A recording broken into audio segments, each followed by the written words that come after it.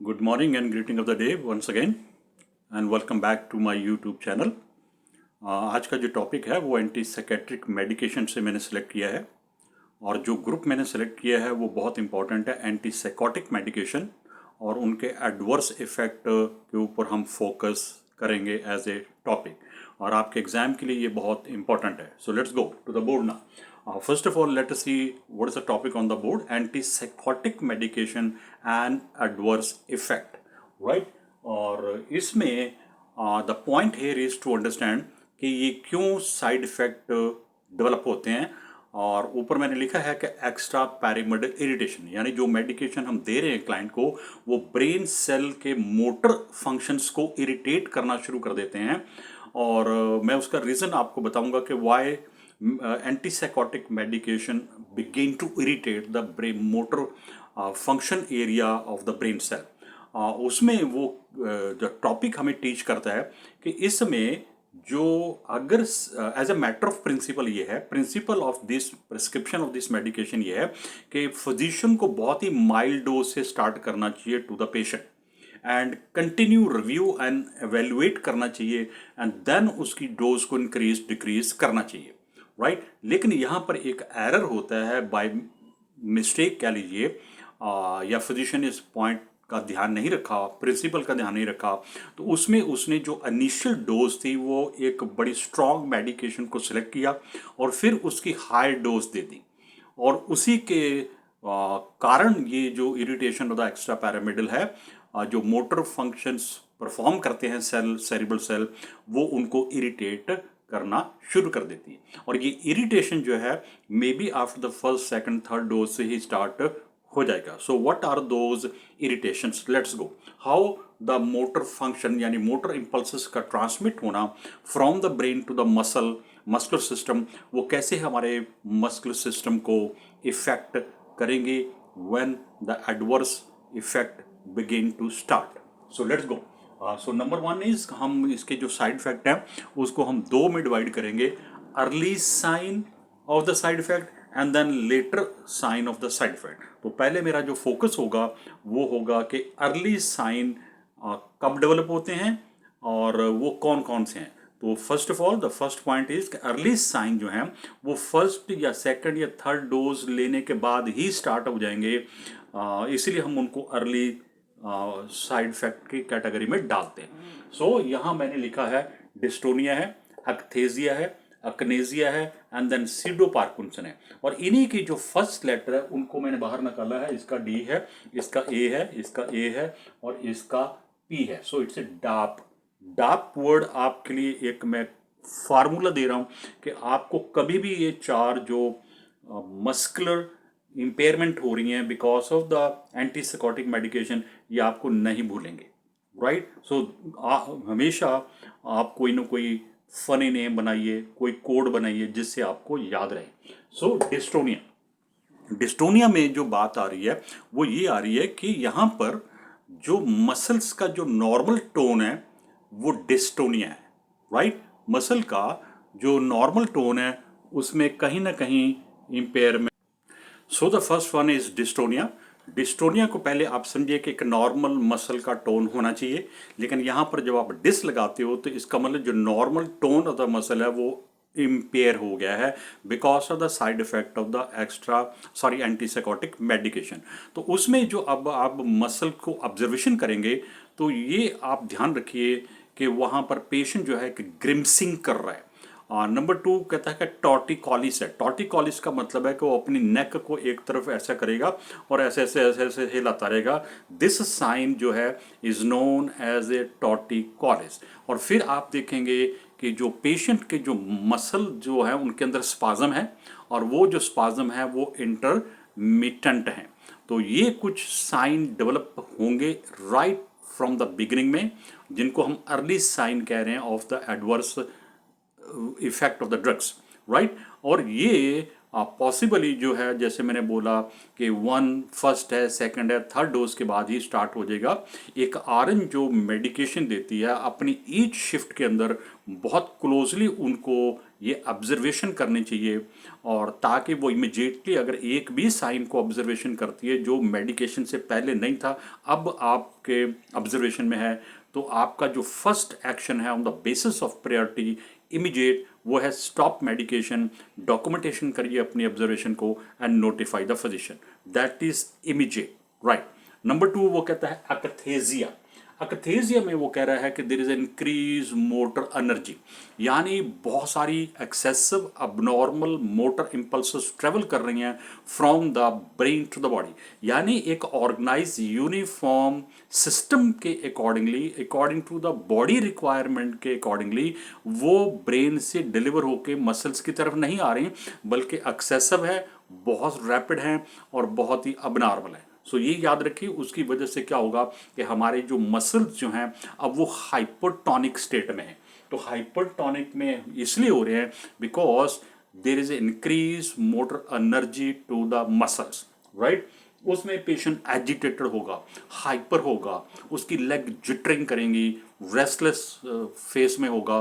तो ये कुछ करैक्टर आपको नजर आएंगे जब आप कहते हो अकथेजिया। अकथेजिया का मतलब है there is increase motor energy into the muscle. कैसे हुआ? Because the motor nerve impulses rapid, abnormal and excessively deliver हो रही हैं from the brain to the muscular system. The next one is akinesia. Akinesia में होगा अब decrease motor energy, पहले में था इंक्रीज मोटर एनर्जी, अब इसमें है डिक्रीज मोटर एनर्जी। तो इसमें जो मसल्स की ऑब्जर्वेशन होगी, उसमें मसल जो हैं वो फ्लैसिड हैं, वो स्लो हैं, लेस देन द टोन में हैं, और उसमें पेशेंट के अंदर जो एनर्जी है वो डिक्रीज है। पेशेंट जो है वो कंप्लेन करेगा कि मेरे मसल्स में एक डिफ्यूज नेचर ऑफ पेन हो रहा है, जो हमेशा दुखते से रहते हैं, उसको हम डिफ्यूज पेन कह देते हैं, एटसेट्रा।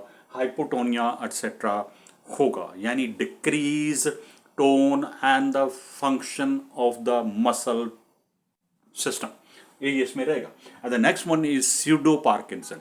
अब जरा स्यूडो को थोड़ी देर हम हटा देते हैं, तो पार्किंसन की पॉइंट ऑफ व्यू से हम थोड़ा सा मैं आपको टीच करता हूं कि पार्किंसन न्यूरोमस्कुलर में एक डिजीज है जिसकी एटियोलॉजी अननोन है, और it is thought to be by the scientist कि most probably in this Parkinson disease में there is a imbalance of the between the dopamine and the acetylcholine। तो वो तो न्यूरोमस्कुलर का एक डिसऑर्डर है, वहाँ पर साइंटिस्ट की रिसर्च के accordingly there is A imbalance between dopamine and the acetylcholine, जो न्यूरोट्रांसमीटर उनके बीच में है। लेकिन यहाँ पर स्यूडो है। स्यूडो का मतलब है कि जो एक्चुअली ट्रू पार्किंसन में साइन सिम्टम्स होते हैं वही यहाँ पे हो रहे हैं, सिर्फ उस पार्किंसन को के साथ हम इस पार्किंसन के साथ हमने स्यूडो लगा दिया। स्यूडो का मतलब है artificial look like a artificial Parkinson, क्योंकि ये ट्रू पार्किंसन डिजीज नहीं है of the neuromuscular system.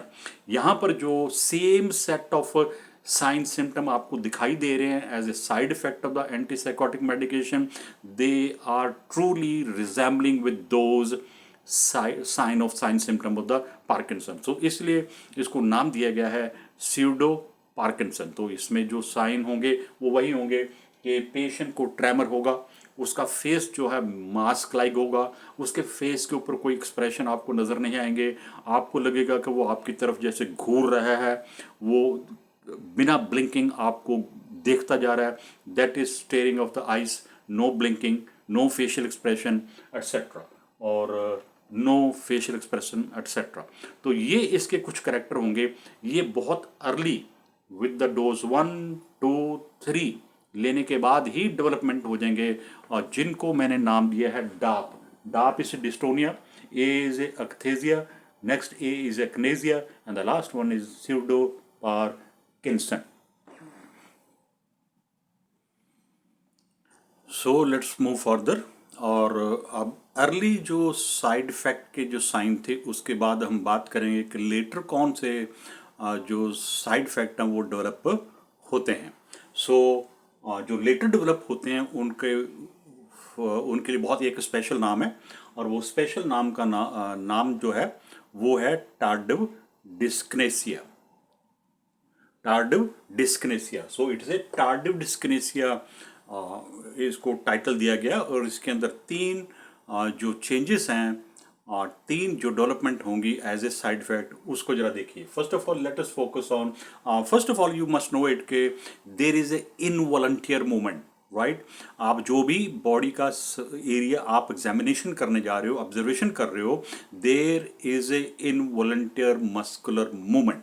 So there is a involuntary muscular movement है जो आप ऑब्जर्वेशन करेंगे। So let us first of all focus on the face. तो face में देखिए वो कहता है कि आप जॉ को देखेंगे, आप लिप्स देखेंगे, आप उसके टीथ को देखेंगे कि वो एक मूवमेंट कर रहा है, और देन उसकी टंग के ऊपर फोकस करेंगे।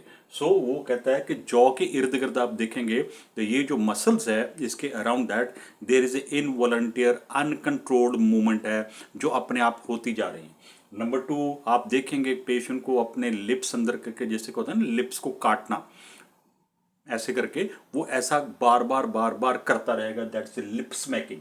और टंग को कभी वो बाहर निकालेगा, अंदर करेगा, बाहर करेगा, अंदर करेगा without any purpose. So next one, the last one is teeth grinding. जैसे हम कहते हैं दांतों का रगड़ना और एक आवाज को पैदा करना, वैसे करके। तो वो कुछ इस तरीके की मूवमेंट को इनवॉलंटियर है और ये अनकंट्रोल्ड है, और ये वो करता कॉन्स्टेंटली वो करता रहेगा, राइट। सो ऑल ये जो सारी जो साइड इफेक्ट के जो साइन है ये देखिए फेस के ऊपर हो रहे हैं। स्टार्ट फ्रॉम द जॉ, आप लिप्स पे आइए, आप टीथ के अंदर जाइए, टीथ पर जाइए, and then go inside and talk about the tongue. So आप अगर अपना ऑर्गेनाइज करेंगे going from outside to inside, तो आपको एक भी साइन जो है ऑफ द साइड इफेक्ट नहीं मिस होगा।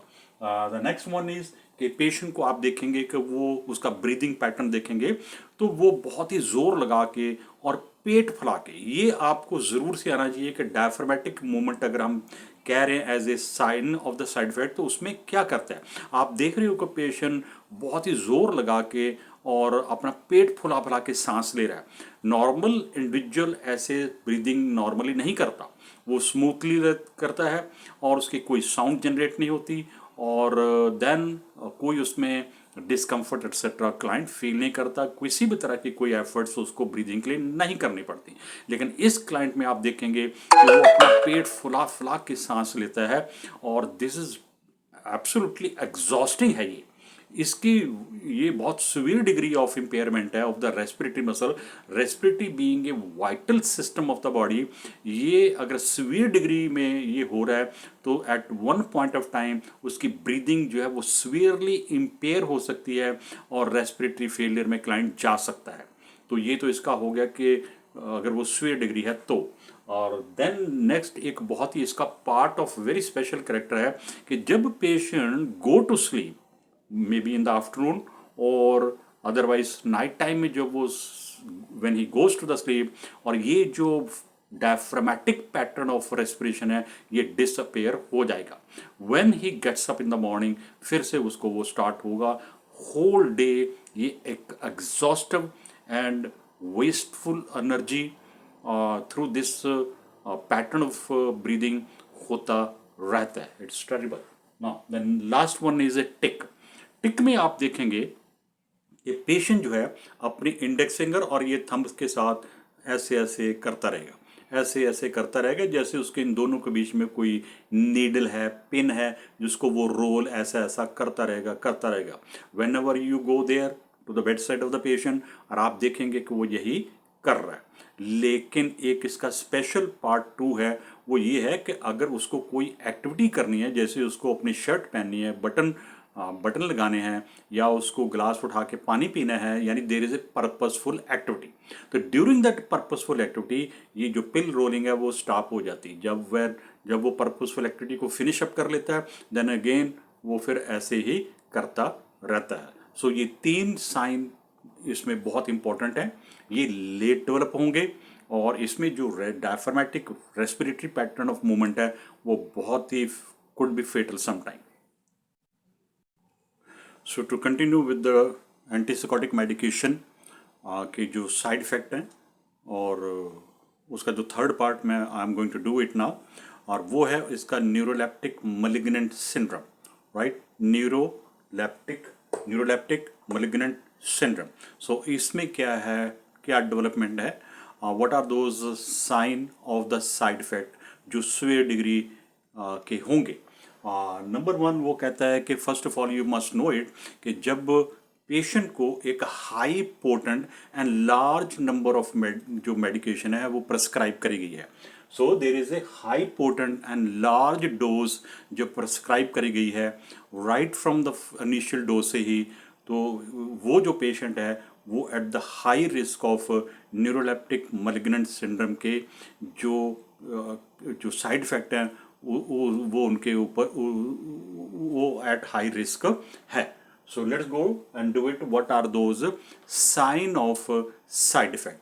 साइड इफेक्ट में वो पहला नंबर कह रहा है कि देर इज ए हाइपोथर्मिया, यानी बॉडी का टेम्परेचर इंक्रीज हो जाएगा विद द फर्स्ट सेकंड और third dose, right. So hyperthermia, क्योंकि जब आप इतने लार्ज नंबर या लार्ज डोज और वो भी बहुत स्ट्रॉन्ग मेडिकेशन को सिलेक्ट करके पेशेंट को देते हो एंटीसाइकोटिक, तो जाहिर है कि उसका जो मेटाबॉलिज्म है वो इंक्रीज होगा, और मेटाबॉलिज्म इंक्रीज होने की वजह से उसके बॉडी का जो टेम्परेचर है वो will shoot up. So hyperthermia है. और अगर आप उसके मस्कुलर सिस्टम को ऑब्जर्वेशन करेंगे तो वहाँ पर रिजिडिटी एंड द ट्रेमर्स, जैसे पार्किंसन में हो रहा था, ये दोनों होंगे. मसल रिजिड भी हो रहे हैं लेकिन एट द सेम टाइम आप उनमें ट्रेमर एटसेट्रा भी देखेंगे. So the next one is muteness, यानी the patient is not communicating at all. जैसे हम डिप्रेशन में बात करते हैं कि पेशेंट का कंप्लीट जो कम्युनिकेशन है वो म्यूट हो जाता है. He is not talking, he is not speaking anything, right. The next one is कि उसका रेस्पिरेटरी ऑब्जर्वेशन सिस्टम की ऑब्जर्वेशन करेंगे तो उसमें फिर से अगेन वही आएगा डायफ्रामेटिक, यानी severe degree of ventilation impairment of the respiratory system. तो ये बहुत ही लाइफ थ्रेटनिंग कंडीशन है. द नेक्स्ट वन इज कि अगर इसके भी next level neuroleptic malignant syndrome की बात करेंगे तो उसमें वो कहता है कि उसका जो लेवल ऑफ कॉन्शियसनेस है, यानी ओल्ड सेरेब्रल जो हमारे सेल्स हैं जो हमारी कॉन्शियसनेस को मेंटेन करते हैं, उनका जो function of maintaining the conscious level है वो ऑल्टर्ड होना शुरू हो जाएगा. Main starting from the disorientation, confusion, drowsiness, semi conscious, unconscious and will slip into deep coma. So it could be a life threatening. Definitely ये life threatening है. First of all देखिए इसमें एक वेरी स्पेशल वाइटल सिस्टम है और वो है respiratory system. तो रेस्पिरेटरी सिस्टम अगर सीवियर डिग्री ऑफ इम्पेयरमेंट है तो it could be life threatening. So the next one is जो मैं करने जा रहा हूँ कि अगर so let's move on to the next part now, the nursing intervention. 3 shift के अंदर एनी मेडिकेशन RN जो इस पेशेंट को एंटीसाइकोटिक मेडिकेशन दे रही है उसको उसकी प्राइम रिस्पॉन्सिबिलिटी है कि वो इन साइन ऑफ साइड इफ़ेक्ट का उसको नॉलेज होना चाहिए और बहुत ही इनिशियल फेस में इसकी ऑब्जर्वेशन करनी चाहिए. और कहीं पर भी कोई ऑब्जर्वेशन में अगर मिस्टेक है तो पेशेंट के और जो सिस्टम है वो इन्वॉल्व हो जाएंगे इन द साइड इफ़ेक्ट में. अब जैसे साइड इफ़ेक्ट को हमने 2 में डिवाइड किया था. द फर्स्ट वन जो था वो early sign of the side effect क्या है, later sign of the side effect क्या है. लेकिन do not wait the later sign of side effect to develop. लेकिन बिगिनिंग में ही राइट फ्रॉम द डोज 1 से ही ऑनवर्ड जो भी 3 शिफ्ट में नर्सेज ऑन ड्यूटी इस पेशेंट की केयर कर रही हैं, they must have a knowledge, they must know the sign of the side effect है तो वो ऑब्जर्वेशन करें. देन उसका फिर नेक्स्ट जो एक्शन ऑफ द नर्स है वो क्या है, तो वो कहता है कि first of all observation, of course it's there, very closely monitoring and observation of the sign of the side effect. Number 2 में वो कहता है कि what is the next action of the nurse, stop the medication. यानी अगर आप अपनी duty time पे उसको डोज देनी है तो यहाँ पर आपका नर्सिंग एक्शन है do not give the next dose. What is the next action, आप उसको डॉक्यूमेंटेशन करिए जो आपने ऑब्जर्वेशन किया है. And the third is immediately notify the physician without a second delay.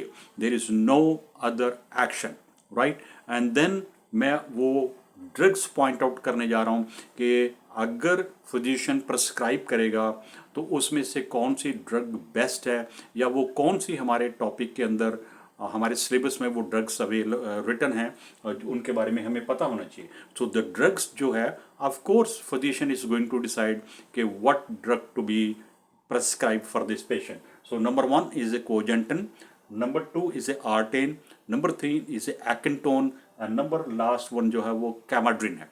ये 4 drugs are very clearly written. ये इसमें से अगर कल को एग्जामिनर आपको ये क्वेश्चन पूछता है एनक्लस में कि इन 4 जो नीचे लिखी 1 2 3 4 ऑप्शंस हैं, इसमें one of the best drug क्या है, या इसमें जो चॉइस ऑफ ड्रग क्या है, तो वो कोजेंटिन है। Right, Cogentin is the drug of choice, remember it, रट्टा लगाइए, आपके एग्जाम का क्वेश्चन है। तो कोजेंटिन है, आर्टेन है, एक्केंटोन है एंड कैमाड्रिन है। और ये ड्रग में से जो फिजिशियन है वो प्रेस्क्राइब करेगा टू डिक्रीज द सिम्टम या sign of the side effect. Right, otherwise ये कोई ड्रग ऐसा नहीं है कि ये उसको कोई क्योर प्रोवाइड करेगी from the psychotic disease. Right, so that is the end of the topic, and ये टॉपिक आपके लिए बहुत इंपॉर्टेंट है।